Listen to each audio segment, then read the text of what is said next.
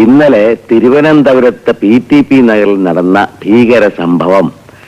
ഇന്നലെ പട്ടാപ്പകൽ ഒരു ടിപ്ടോപ്പ് ആസാമി PTP നഗറിലുള്ള ഒരു വീടിനുള്ളിൽ കടന്നു ചെന്നു. അപ്പോൾ വീടിന്റെ ഉടമസ്ഥൻ ചാരുകസേരയിൽ പത്രം വായിച്ചുകൊണ്ടിരിക്കുകയായിരുന്നു.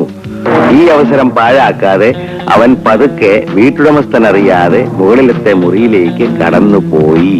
മുകളിലെ മുറിയിലുണ്ടായിരുന്ന പെണ്ണിനോട്, നിങ്ങൾ ജോലി ചെയ്യുന്ന സ്ഥാപനത്തിന്റെ ഉടമസ്ഥ അത്യാസന്ന നിലയിൽ കിടക്കുകയാണെന്നും അന്ത്യശ്വാസം വലിക്കുന്നതിന് മുമ്പ് നിങ്ങളെ ഒരു നോക്ക് കാണണമെന്ന് ആവശ്യപ്പെട്ട് ഇരിക്കുന്നതായും അവളെ അറിയിച്ചു.